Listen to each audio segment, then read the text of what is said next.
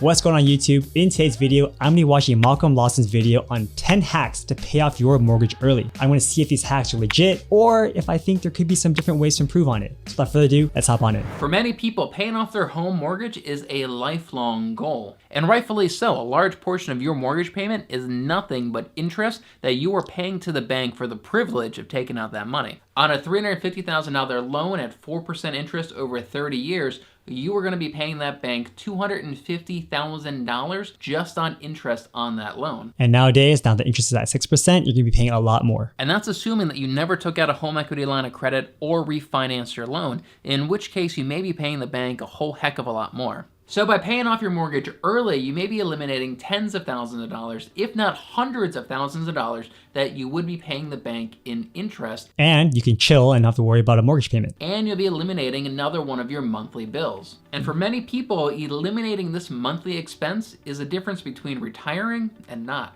So today, I'm going to teach you 10 strategies to pay off your mortgage in the next 5 years. So strategy number 1 is bi-weekly payments. Now, you've probably heard of this strategy before, but you may not fully understand how it works or the impact that it can have on your mortgage. So typically you make a mortgage payment once a month, and that works out to 12 mortgage payments a year. Now, if your bank allows you to make a half payment every other week instead, that works out to 26 half payments or 13 whole payments a year. So in the end, you're making one extra mortgage payment every year, but because you're paying it every other week, you're not really seeing a big difference in your monthly expenses. Now, you're probably saying right about now, how big of a difference can one extra payment a year actually make? And the answer is a big difference. With a $350,000 loan at 4% interest over 30 years, you would pay off your mortgage 4 years early and save over $35,000 in interest just by making a bi-weekly payment instead of a monthly payment. One thing to note is that you got to make sure it's a principal payment instead of just, an extra escrow payment that the banks hold in reserve. Now, if you want to see how big of a difference bi-weekly payments make on your mortgage, I'll have a link down in the description to my favorite online calculator to figure this out. It's over on DaveRamsey.com. Now, I don't agree with Dave Ramsey on everything that he teaches, but I do really like his early mortgage payment calculator on his website. So my second strategy is pretty similar to the first one, but it's just structured a little bit differently,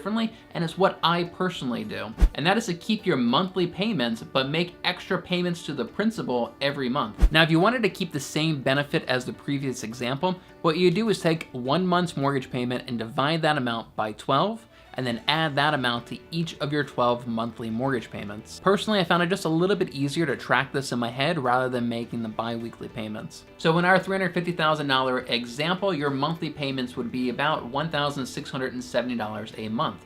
If you divide that by 12 months, that works out to $140 a month. So by adding $140 a month to every one of your monthly mortgage payments, that'll be the equivalent of making one extra mortgage payment a year. Now, you don't have to stop at making just one extra mortgage payment a year. Instead of adding an additional $140 a month to every mortgage payment, if you just bump that up to $200 a month, you would save $52,000 in interest over the lifetime of the loan and pay off your mortgage 5 years, 6 months early. Now, if you really wanted to hustle and you can make the equivalent of one extra mortgage payment every quarter instead of every year, you would save over $105,000 in interest over the lifetime of the loan and pay off your mortgage 11 years, 5 months early. And what I love about this strategy is that it's completely optional. You can turn these extra mortgage payments on and off whenever you choose. So as an example, when I was in the military, I was paying extra towards my principal every single month. When I got out of the military and started my career as a real estate agent, I actually turned those extra mortgage payments off for about a year until I kind of got established in this new career. Now, if you contrast that to, let's say, getting a 15-year mortgage instead of a 30-year mortgage, on a 15-year mortgage, you are stuck paying those higher mortgage payments. You don't have the option to turn that off and on at will. So personally, I love the flexibility of going with a 30-year loan and making extra payments to the principals every month just because I have the flexibility to turn that on or turn it off or ramp it up or ramp it down as I see fit. It was great for him because when he transitioned from one career to another, he was able to continue making his monthly payments without having to make these larger ones that we would have to if you just set up for a 15-year mortgage. Now, the downside is with a 30-year mortgage, the interest rate is usually a little bit higher than it would be if it was a 15-year mortgage. So trade-offs on both of those accounts. My next strategy may seem like common sense, but it's the truth. And that is to simply not take out a large mortgage payment to begin with. Just because the bank says that you can qualify for a $500,000 loan does not mean that you should get a $500,000 loan. Don't keep up with the Joneses and live below your means. If your goal is to truly pay off your mortgage and live debt-free,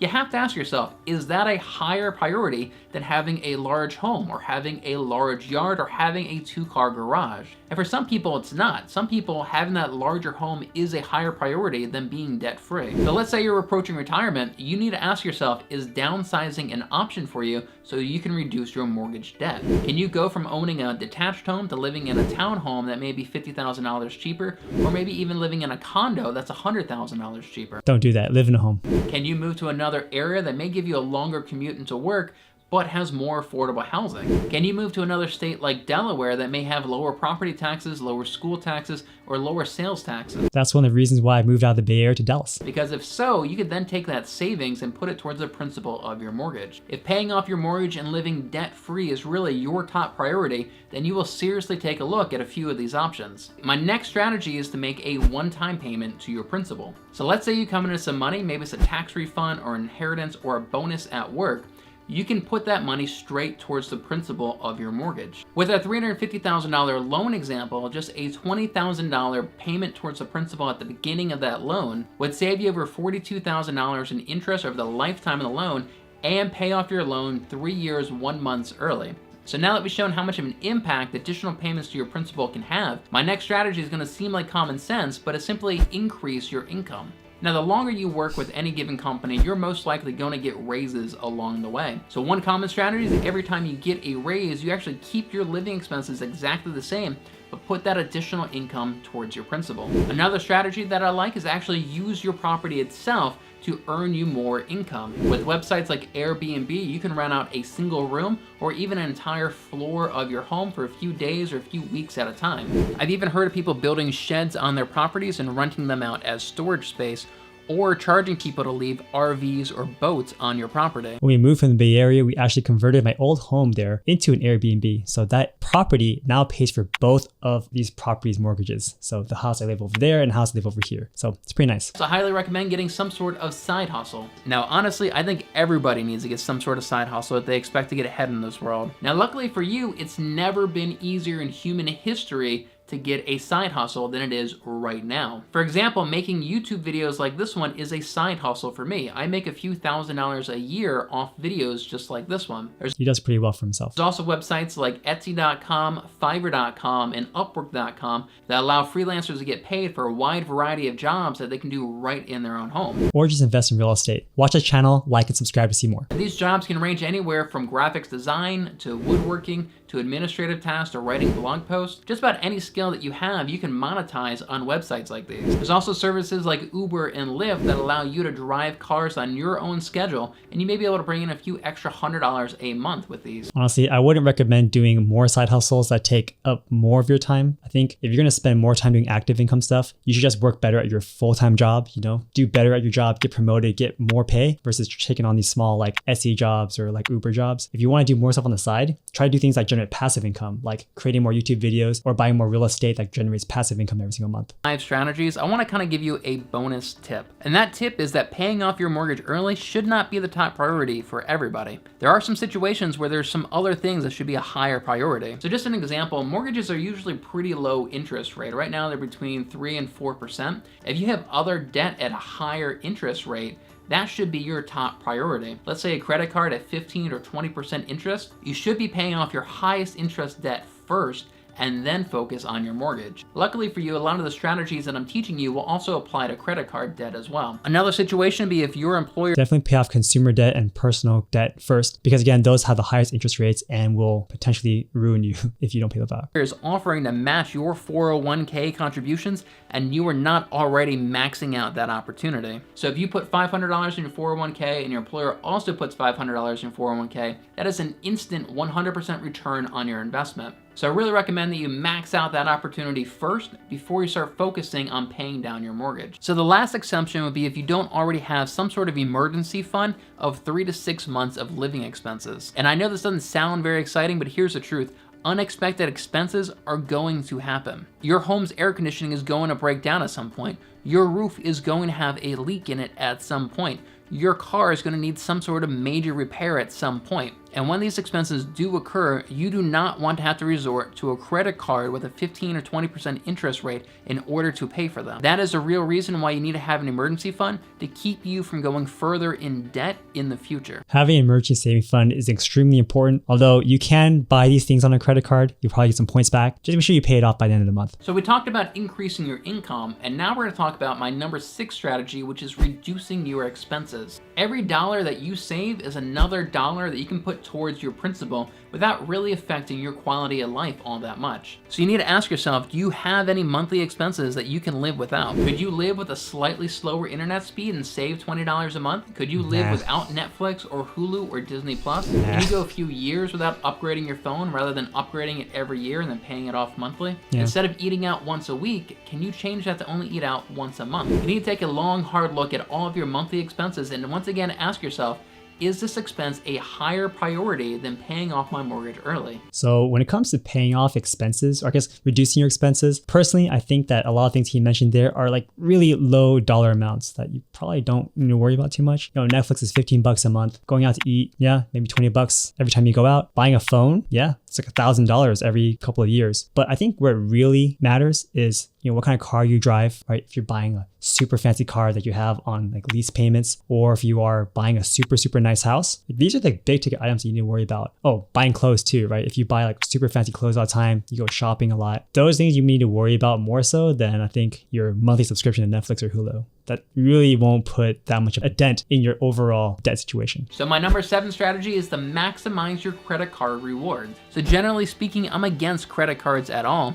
But here's the truth, if you are not taking advantage of credit card reward programs, you're essentially paying for those people who are taking advantage of them. There are cards out there that offer you up to 5% cash back on things like grocery stores, gas stations, Amazon.com. And if you're already spending this money monthly, you might as well put it on your credit card and earn 5% back. On top of that, you get around $200 just for signing up in the first place. The trick is that every time you redeem your points for cash, you need to make an equivalent one-time payment to your mortgage for that exact same amount. And if you put all of your living expenses on a credit card like this could easily add up to several $1,000s additional payments to your principal every single year, which could save you tens of thousands of dollars on interest and pay off your mortgage a few years early. I think it's better to use your credit card points on flights because when you buy flights with points, they're cheaper than if you bought them with dollars. And you can rack up these points a lot faster too. So I don't know about that one. Now this can be a dangerous game to play, and you really need to make sure that every single month you are paying off your entire balance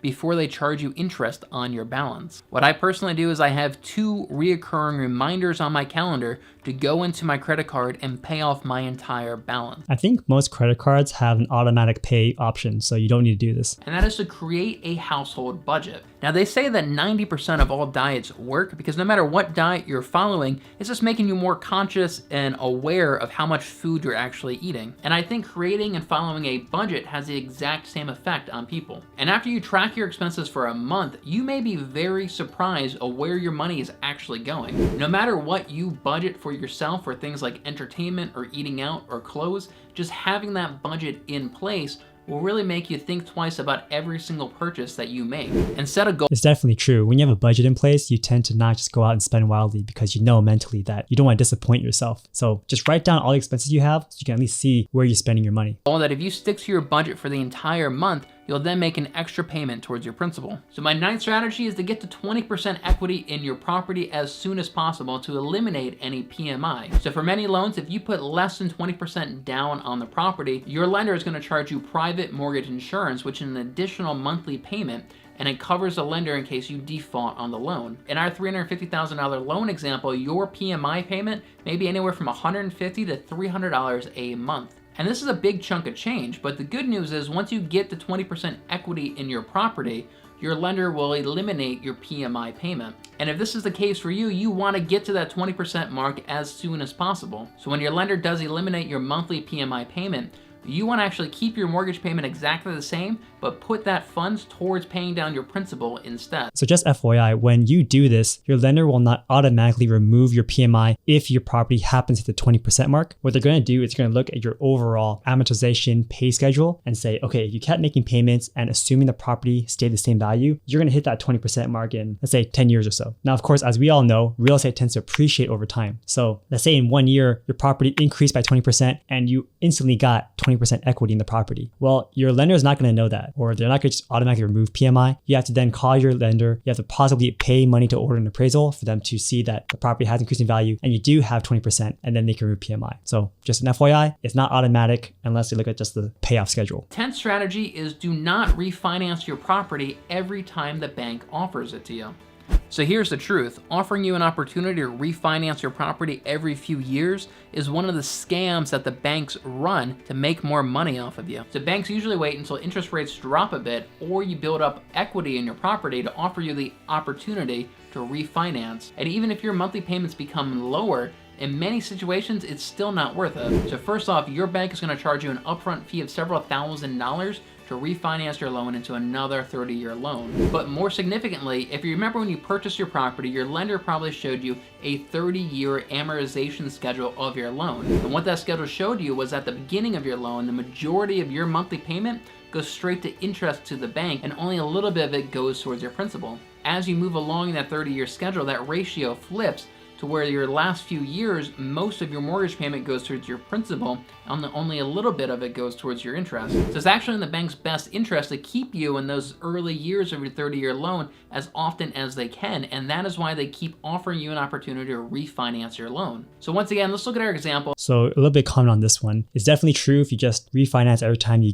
pay points, you pay fees, and then you restart that 30-year clock. But what you can do is you can actually ask your lender to wrap in all of those closing costs into the actual mortgage itself. So let's say you had your loan at 4% and you're getting offered a 3.5% interest rate, saying, hey, your loan can be cheaper, the mortgage rate's going to go down. You can say, yeah, I want this, but instead of giving me 3.5%, give me 3.65% and then take in all the fees and costs into that mortgage rate loan. So that way, when you refinance, you don't pay extra fees up front. And when it comes to resetting that 30-year clock, let's say that you're on year 5 and you have 25 years left to go. Instead of telling them that you want to be on year 30, tell them that I want it to be at year 5 and I want to pay out the loan in 25 years from now, not 30 years. Then they'll also honor that too. So there are ways around the cons that he said. Actually, if someone comes up to you and offers you a lower interest rate, you should probably consider it, especially if they're able to do what I just said, because in this case, there are going to be no fees. You can wrap in all the closing costs into the interest rate and you can reset the clock at the moment that you want. So there's really no downsides here and you're going to get a lower interest rate. Of a $350,000 loan at 4% interest over 30 years. On your very first payment, only $504 will go towards your principal, while $1,166 goes straight to the bank's pocket in interest. After 10 years, $751 of your payment goes towards your principal and $919 goes towards your interest. After 20 years, $1,120 will go towards your principal,